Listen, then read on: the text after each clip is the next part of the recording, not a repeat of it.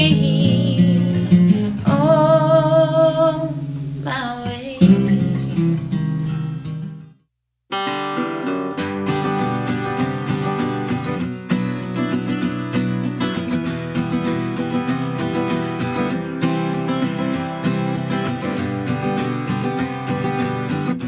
Hey, it's Camo, and welcome to the show. Today, I'm really stoked by this because I've been hearing the buzz. I've been seeing the buzz all over the internet. If you're a country music fan, especially in the UK and Europe, you're picking up the buzz too. Cheley Tackett. Thank you. How you doing? I'm good. How are you? It's good to finally have you here. Glad to be here. It's through friends, Patty McClintock, Oh, yeah. and Think Country. Yeah. I hear excellent things about you, and I'm just stoked that I've got you on the show. Very happy to be here. You do a lot in the UK and Europe. Yeah. Yeah, we started doing that probably about 2 or 3 years ago. And I had been about 10 years before that. I was on a boutique record label called Adroit, and we did a tour with them over there too. And so that sort of started it for me. But I have a lot of friends that tour over there, and they kept saying, you know, you need to go over and play these rooms. They're different than the States. You need to go check these audiences out. Yeah.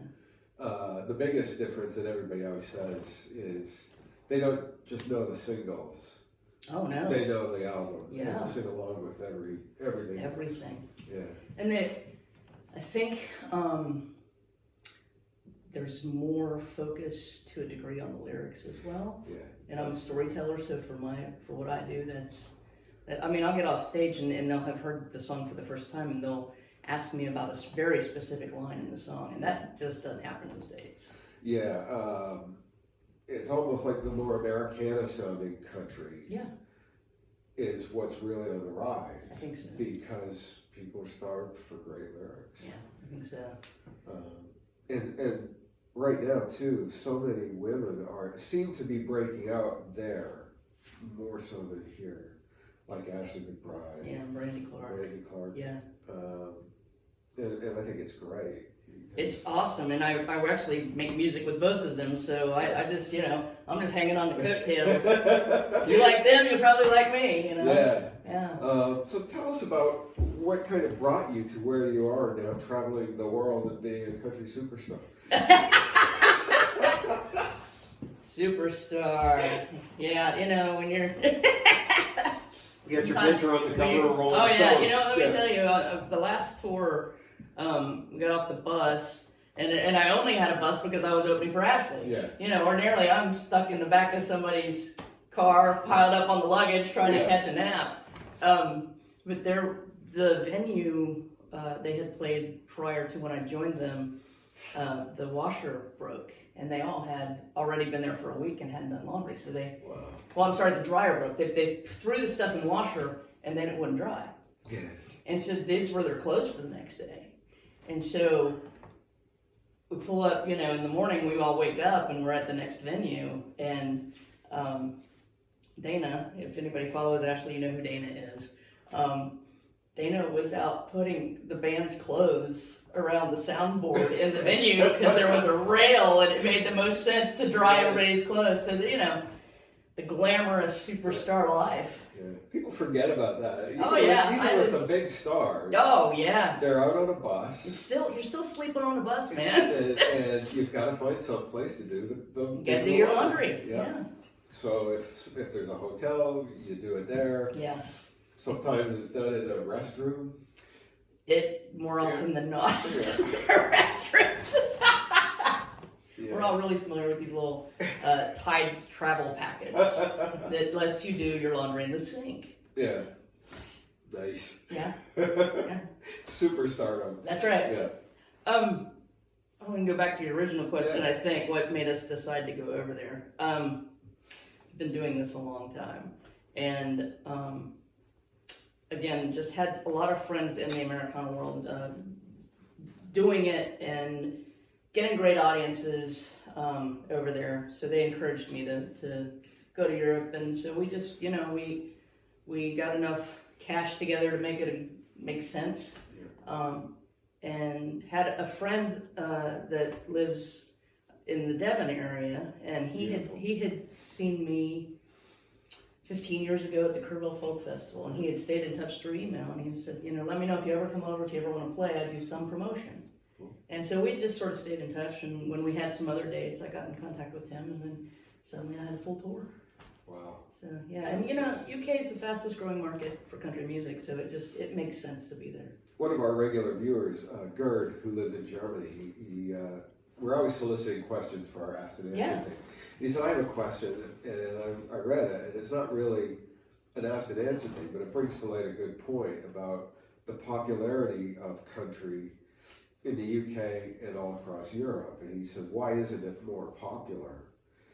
And it's growing, but it's going to be a very long time in any country where country music gets the same level it is in the US. Sure. Surely because of size. Probably. But also it's, this is country music in Canada, here in Australia, have been more tied to the land traditionally. Sure. It has been here longer. It's still a relatively new genre of music in these countries. That's true. What's interesting to me, though, is it derives from the Celtic and Scottish, and it's a lot of the immigrants lived in Kentucky and West Virginia, and I'm from Ohio, so Southern Ohio certainly is part of that. And that was the music they played in the hills, and it just sort of transformed into early country music. What you heard from the Carter family was definitely derived from that. So. And that it never had that evolution in those countries. Right. It stayed as traditional Celtic music. Right. And folk music. Well, I think too, we're the home of the blues as well, and I think so. You start getting that merged in, and it turns into a different sound. The convergence of everything, the French culture in Louisiana, which brought African cultures. Right. Right. So I think we had Mike Scott, a bluegrass guy, in here, and he said banjo originated in Africa. Yeah.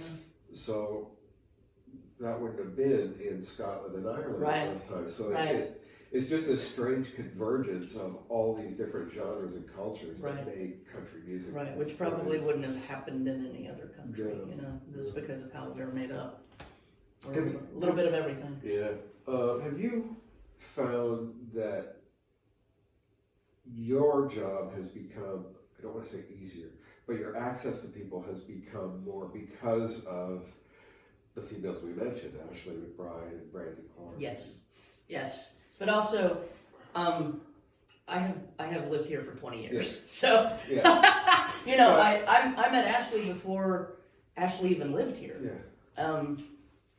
She couldn't fill a room in Nashville, and she was managing Guitar Center for a while, and so she had a pretty good draw in Memphis and Arkansas. I had a pretty good draw here, and initially she would open some shows for me, and then she quit her job at Guitar Center, said she hated it, and she was just wanted to play music. And not that there's anything wrong with Guitar Center. Absolutely nothing wrong with it. It just wasn't her deal, So all she wanted to do was play music and make a living at it. So she said, I'm going to go out and I'm going to play every venue, stage, barn, I don't care. I'm going to do that solid for a year. I'm going to hopefully pay my bills doing it.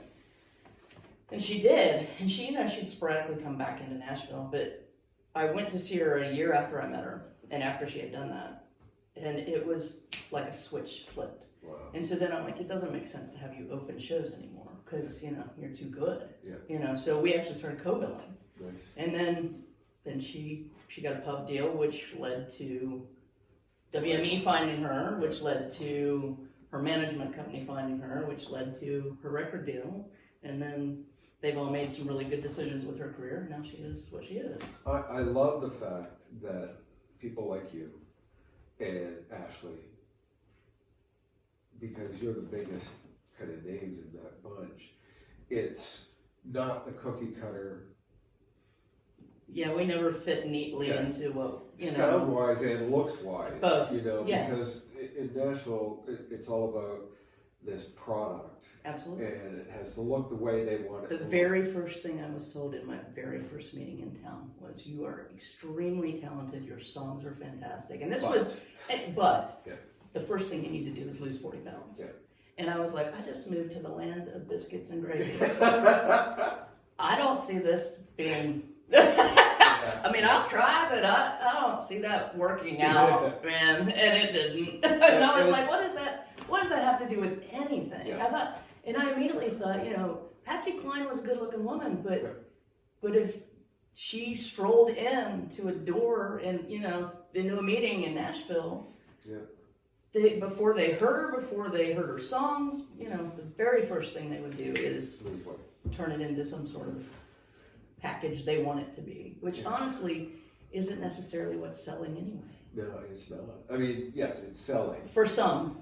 But it's in that territory of, if you like the prepackaged, predetermined sound, Was it pre-programmed music. Jason Isbell has a quote. It's like, "Hey, man, a lot of people like McDonald's. And Yeah. There's nothing wrong with McDonald's, but don't go around telling me that's the best burger in town." Yeah, when there are over 400 other places Right. here in town that you can get a burger. Right. Yeah, that's a great quote. Yeah. I'm really happy for the success of you guys because, when I was doing a countdown, doing the radio show, you're always playing the top 40. And so it's, again, nothing wrong if you like that pop country because it is a legitimate side of country music. It is, absolutely. And there's always been a pop been influence in country music. There's always been a rock influence in country music. Yeah. Cash. Absolutely. So I say, people say, well, that ain't country. Well, who's country? Right. Johnny Cash is country. Oh, yeah. Well, he wasn't when he came out. The Outlaws were called the Outlaws for a reason, He was a rock and roll guy when he came into town. Yeah. Nobody liked him. And then he put horns into Ring of Fire. Right. And they're like, what's with this mariachi crap? Right. Right. But I've never been a purist. I mean, if you listen to my album, I've got rock elements all over it. Yeah. But I think, and this is also subjective, I get that, but there is a quality level that I think really used to be present that is, now it's, can you dance to it? Which never was what country was. Country was the songs of the working people, it was the truth. Country was the truth, and I'm not sure that it's the truth anymore. There is, but it's not on the radio. It's not for the most part, it's not on the radio. You have to look for the most part. Sometimes it sneaks in there, but. And country's always done that, but at times it's had a more, the 90s was full of the traditional sound, but it was still rocked out country. Right. And everybody, these young guys coming in now, well, that's traditional country. Well, yes and no. It was traditional country for the 90s. Right. But it's not. Right. Yeah. Right. What do you think is what drives you to keep going? Is it seeing the success of others that are in the same genre, or is it just in your blood? This is what you have to do. Probably a little of both. I think they feed each other. But I mean, I showed up in this world singing songs. I have, old cassette tapes of when I was little, and just me singing every song I knew. I learned to play guitar. My mom had a Fender 6-string my dad had bought for her and put in a closet. And she just kind of it just sat in the closet. She never played it, never learned to play it. And they said I was about 5 years old, and I would open the closet and pull it out, and too little to even hold it. I would sort of put a leg up on the couch and try to hold the neck, and I couldn't play it. I didn't know what I was doing, but I would do an open strum. Yeah. And they said I sang every song I'd ever heard to an open strum, whether it was the key or not. And so when I got big enough to physically hold that guitar, they were like, "You are going into lessons because we can't take this anymore." So I think I play more than one chord. Some people don't know why they're on this earth. I know I was put here to create. That's excellent. And what better way to go into a song? You want to do it? I'll do one, sure. You're watching Nashville Meets World, and my extra special guest today, Cheley Tackett. All right, let's find a That's me cleverly covering for when you get to It's a good transition. Good job.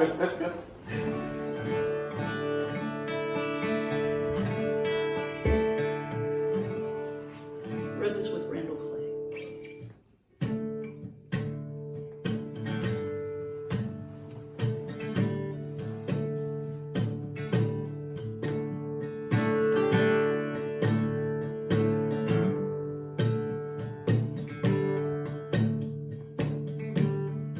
Reached out a hand,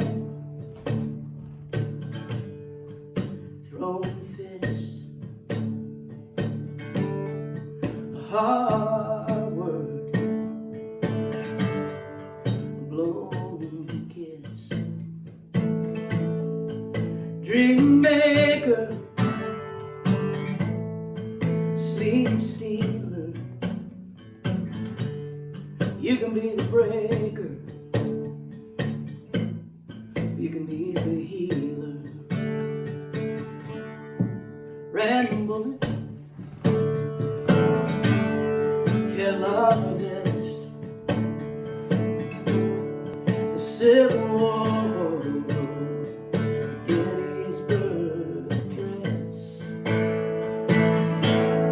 pro-life taker, new life breather. Brother, you can be the breaker, you can be the healer. Neither one's as easy as the other. Neither one's really all that hard. Just because you sometimes want more than the other, that don't mean that that's who you are. You can be the crow, you can be the sparrow, the olive branch, or the rose. So forsaker, faith revealer, yeah, you can be the breaker, you can be the healer. Neither one's as easy as the other. Neither one is really all that hard. Just because you sometimes want more than the other, that don't mean that that's who you are. Reach down hand, thrown fist, a hard word, a long kiss, taking a good long look in the mirror.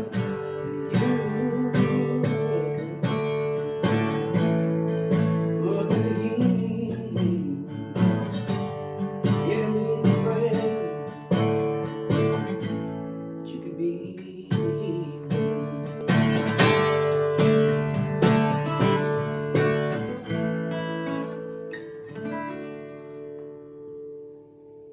I like that a whole lot. Thank you. Really smolders. It's neat. Yeah, thanks. It's just got that kind of burning under, and you're like waiting. When's this gonna break out? And it doesn't, and that's the cool thing about it. Yeah. I'm such a fan of this element of country. Guys are doing it, Yeah. but I love the sound of what you're doing, Thank you. and it's bringing another voice, and I think we need more voices. Yeah, I agree with that. To to diversify everything. You give people something cool to listen to. Yeah. Who were some of the people that you were listening to, when you were growing up, that kind of inspired your writing? Well, I mean, as a kid, you grow up listening to what your folks were listening to, which for me was country and top 40 primarily for my folks. My dad really liked the blues too, though, but I just remember a real specific Christmas album he had that was blues oriented. Yeah. But Mom was real top 40. She loved the Beatles too. Yeah. I remember a 45 of Hair from the musical too. She had a pretty diverse taste, at least within those genres. I grew up on, my very first concert was Jerry Reed. So, and that still shows up in some of my writing. So when I want to get fun, there's a sort of a Jerry Reed element to it. Lots of country. The Mandrell Show was on, national television growing up. Hee Haw was big. I remember when I was really little, there was something called Pop Goes the Country, which now is kind of a joke because it really was not particularly pop. Blake Evans was the host of that. Yeah, so I grew up on all that, but then I got in high school, get into some rock and roll and that sort of thing. Started listening to some Springsteen and U2 was really big. A lot of my friends were huge into U2, so that was constantly sort of playing in the background. When I started writing songs, I was always actually a huge Kathy Mattea fan. Yeah. And I really delved into who her writers were and the songs that she picked from which writers, and then I'd go explore those writers. And some of them had their own sort of smaller deals with some of the labels too. Don Henry was a big writer, her husband, John Besner. Yeah. So I sort of delved into their writing. Then I moved to town, started going to the writers' nights to sort of hone my craft, and sort of cut my teeth. There was a place called the Broken Spoke that was a really big songwriter community. And the guys that, we all sort of cut our teeth on were Tony Lane, Reese Wilson, I think they more than anybody sort of taught a whole group of people to write songs. Some of the names that came out of that crew: James Otto, Nicole Witt, Farewell Angelina. There's Chris Wallen has had a ton of hits, and he was sort of what I call our class, from that group. So Jason Matthews, same thing, but you hits from him. Yeah, we were all just trying to find $2 to buy a beer and listen to these. We just wanted to be there and listen to these guys doing what they're doing, and try. I find it fascinating that you still remember $2 for a beer. Right. I didn't say it was a good quality beer. I remember when it went up to $1. So I got a few years ago. Because I could hear just in that song, you mentioned Springsteen and U2. Yeah. Those really kind of were. Because I always try and pick up influences when I hear a writer, and those were right there. Yeah. Well, that's a huge compliment. Thank you. But the big songwriters like Dylan, and his contemporaries like Phil Oakes, that don't get mentioned nearly as much as him, and of course Tom Petty. I'm a huge Tom Petty fan, and it too. When I get into some of my more story stuff, Nancy Griffith, I was a huge fan of her. Mary Chapin. Yeah. And of course, we're all fans of Dolly. So Dolly just sort of umbrellas everything for everybody, I think, She doesn't get enough credit as a songwriter. Yeah, she has these peaks where people... I think everybody just sees her as this, Dolly, but then you think, God, think about the songs that woman's written. And the business she does. Oh, smart lady. Music is... just singing is just such a small part of who somebody like Dolly is. Absolutely. I think it's great. I love how somebody asked me why I tend to have more females working with me on the show. And I said, it's because they're all strong females. And women have to go that extra mile to get noticed. Oh, yeah. And it's not a matter of excluding guys. No. It's a matter of you're having to work twice as hard to get half the recognition, but you're taking chances. I don't mean this in a negative way, I just don't think guys have to take the chances that women do to get noticed. I don't think they do either. I mean, I just, not in this town anyway. I mean, and that's probably true across the board for any kind of work, really. I was surprised. I saw, you mentioned Think Country earlier, and there was a post on there a day or two ago. It's because CMT just announced that they're going to do I was going to ask you about that. equal video play, Yeah. 50-50. Yeah. And you would think, for me, I was like, well, that's just naturally the right thing to do. That's just, of course you should do that. I mean, first of all, women are 51% of the population in the United States. So if you want to follow that, then you should be playing 51% women videos. But in country music, especially with terrestrial mainstream radio, there is this thing where they're just not playing that many women artists. When I was coming up, I was told never play two women back to back because the listener won't be able to tell the difference. Really? You can't tell Reba from Kathy Mattea? Well, and I would argue that, well, especially then, there were, and now, honestly, I would argue that the women have the more distinctive voices in country music right now. Yeah, exactly. I turn on the radio, I don't know typically, there are some I can pick out, and this isn't to slight anybody, I know who Luke Combs is the minute I hear a note out of his mouth. I know Eric Church the minute I hear a note out of his mouth. Yeah. But far and wide, that's not necessarily true of most of the male artists. I can't tell necessarily a voice from the other. Doesn't mean their song's bad, doesn't mean they're a bad artist. It's just not as distinctive to me as the females that are in the genre. So I would think you would want that distinctive thing. Now, that 50% thing, I think, is a good thing, unless you're just going to get more of the ones we're already hearing. Sure, I agree. Right. If it's truly giving a platform for new voices, excellent. Well, and I think it's become, I'm going to go back to the Think Country post, because what surprised me, they were asking, is this really a problem, or are the female artists sort of making this up? And that didn't surprise me as much as the responses surprised me, because there was, it didn't get super nasty, but the responses really, even from other women saying, oh, I don't like to hear women's voices. And I was like, well, culturally, when did that change? Because if you look at the statistics for country music, there used to be, you go back to the 70s, there were a lot more women being played on country radio. And so it's sort of funneled down to a very small amount. 70s, 80s, and 90s. Yes. Towards the latter part of the 90s and into the 2000s, that's when women started to dwindle. Yeah.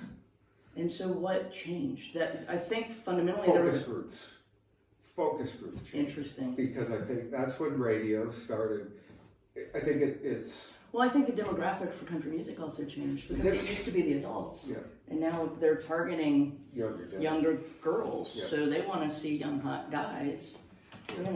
It's a number of things. I think when they deregulated radio, and then you had the big companies like iHeart and everything. Conglomeration. And then all these groups, even if they were smaller groups, they started taking music to focus groups. Right. And skewing the questions more to get to justify their answers. Right. They had the answer, they just wanted to help you get there. Right. And I think that's what changed it. That's probably true. I think people also don't understand that there's a vicious cycle happening here, because a lot of the responses on that post said, well, the record labels aren't, they're not putting out a lot of female artists. So, Trust me, the labels don't care. They're in the business of making money. But that's just it. So if they know radio's only going to play the men, they're not going to sign the women. It doesn't matter how talented they are. Which is the trick. So here are these people saying, well, there aren't any good female artists. Like, well, how would you know? Because the labels won't sign them, because they know radio won't play them, and it's just this whole thing. You can't ever point the finger at radio. No, absolutely not. Or at the label and say it's your fault. Right. It's I think what's on radio now. It used to be that commercials were the stuff between the songs. Right. Now the songs are the stuff between the commercials. Yes. And so it's all That's about true. commercialization, and they will play what sells. That's true. End of story. That's true. Well, and there's, like you said, the merging of radio. You have one program manager now picking the music for 30 stations. Yeah. And it used to be you had individual DJs on different shifts at individual radio stations playing you things they like. Yeah. So it was just a much more diverse thing. Which part of what I like about the UK when I go over there, there's still an element of that. Yeah. I can still find DJs. Yeah, it's not what it used to be either, but there's still a better chance of me finding a DJ. The guys that are doing the block programming, an hour of country, a Saturday afternoon country, they're the ones. They're at that grassroots level playing people you've never heard of before. And now we've got the bigger DAB stations. I think UK Country is one of them. Chris Country still does a good job of playing, and I have to say that not only because they do, but because I'm on the air. But they do. They play people that you've never heard of. Yeah. But I think UK Country being a corporate entity, they are playing the top 40. Sure. And it's always going to be like that. Yeah. Now that we're let's get back on track. You want to do another song? Yeah, sure. Here's the song. It's not lost on me that I sang a song about healing, and now I'm going to sing a killing song. So excellent. I wrote this with Brenda Clay and Ashley McBryde.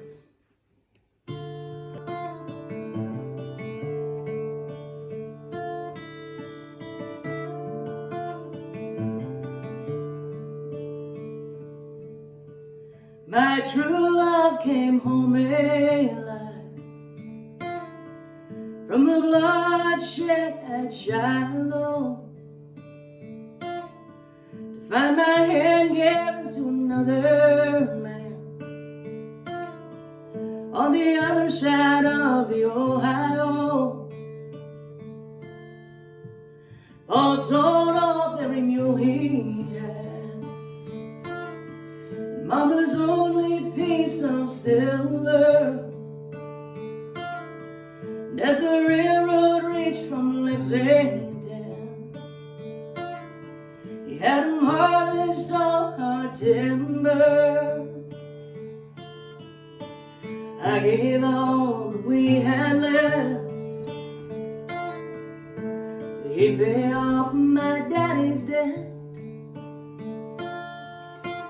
I bore white with innocence, and he got blood on my best dress.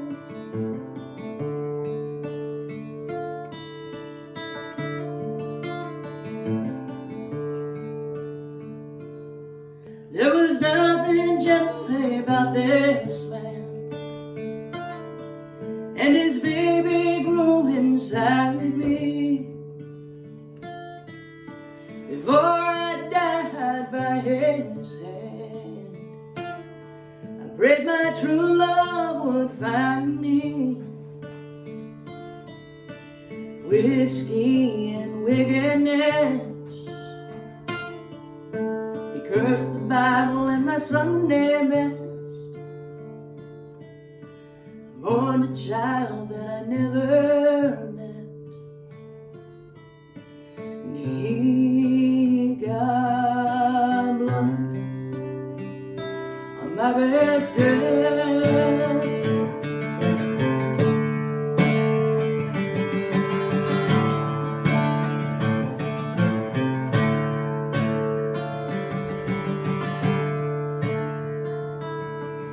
The only chore that I had left was to pull the wash down off the line. The dogs were barking, so he stood up, slipped on his boots and stepped outside. I heard the gunshot from the west, bullet sank deep in his chest, grabbed the line, and with his last breath, he got blood on my best dress.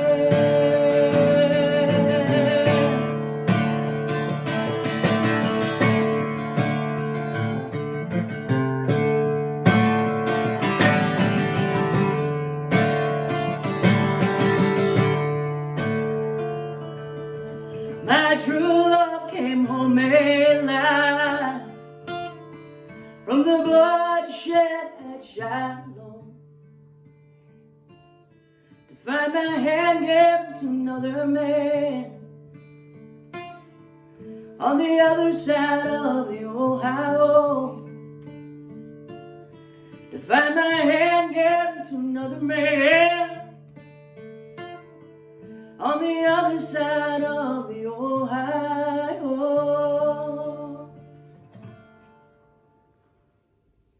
Nice. Love that song. Thank you. It's time to play Ask and Answer. Uh-oh. It's nothing serious. This used to hold Dana. Dana used to be in there. Oh, well, all right. We had to empty it out to make room for the questions.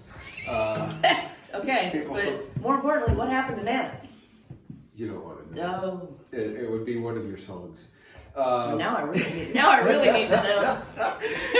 Our viewers around the world have sent in questions. Okay. And you just need to reach in there, pick one out. This seems dangerous.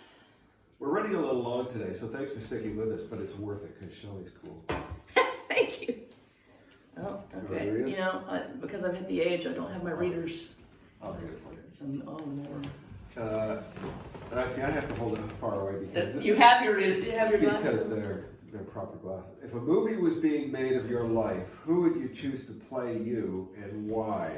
And that's from our Glasgow co-host Zoe. Somebody short and squat, so that rolls out about half. That rolls out 90% of LA, right? Well, it'd be an independent film. Well, then an unknown. Let's give her a break. Yeah. So nobody we've heard of yet. Nobody you've heard of. No, okay. Well, let's see. I mean, really. This is bordering on Who would even sort of like fit the short squat bill? That's tricky. Roseanne? Oh man. Maybe. That's good. Maybe Rosie. Rosie? Rosie. At least she can. That would. Can she sing?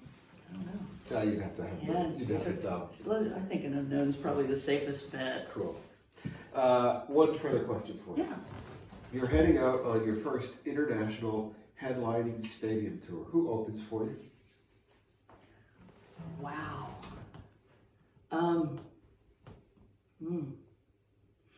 You know, I probably would take a page out of the Garth Brooks playbook. On one of his tours, he had some of his songwriting buddies who were also, you know, they were good singers too, but they weren't necessarily artists. Yeah. And he lent them a voice on that tour, and I thought that was one of the coolest things ever. So I think I would go that route. Yeah. Cool. I wish we had more time with you. Me too. So Thank you. You have to come back and I would love to. talk about more stuff.